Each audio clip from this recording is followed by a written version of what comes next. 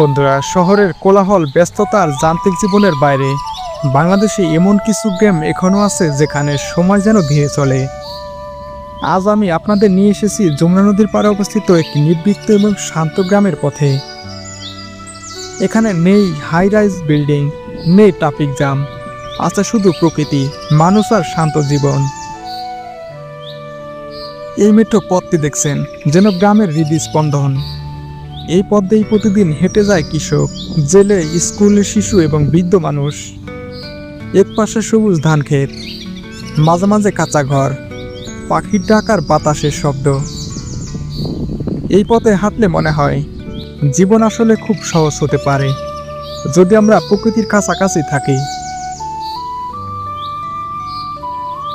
শহরে যেখানে প্রতি মিনিট দৌড়, এখানে সময় চলে নিজের মতো। এই পথ শুধু মাটি নয়, এই পথ বয়ে নিয়ে চলে শত বছরের গল্প। ভোর হতেই কৃষকরা বের হয়ে পড়ে মাঠে। রোদ, বৃষ্টি, ঝড় কিছুই থামাতে পারে না তাদের। এই মানুষগুলোই আমাদের খাবার জোগায়, কিন্তু তাদের জীবনটা রয়ে যায় আড়ালেই। কাদামাখা পা, রোদে পোড়া মুখ, তবুও চোখে অদ্ভুত শান্তি। একজন কৃষক আমাকে বললেন, ভাই, এই জমি না থাকলে আমরা কিছুই না। এই মাঠ শুধু ফসল ফলায় না, এই মাঠ গড়ে তোলে কি দেশের ভবিষ্যৎ।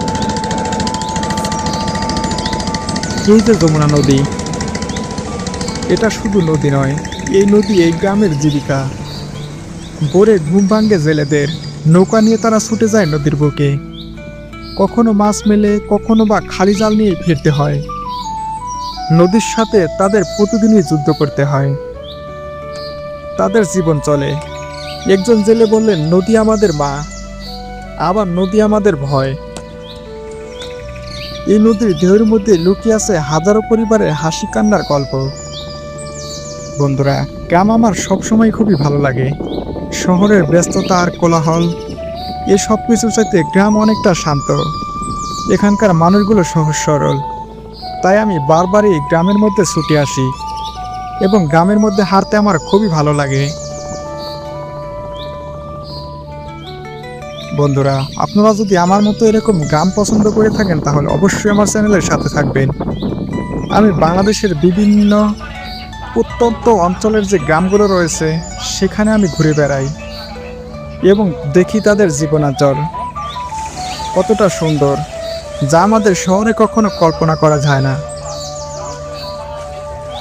বন্ধুরা, অবশ্যই আমার চ্যানেলটিকে সাবস্ক্রাইব করবেন এবং আমি আপনাদেরকে নিয়ে বাংলাদেশের বিভিন্ন প্রত্যন্ত অঞ্চল ঘুরব এবং সেখানকার মানুষের গল্প শুনব।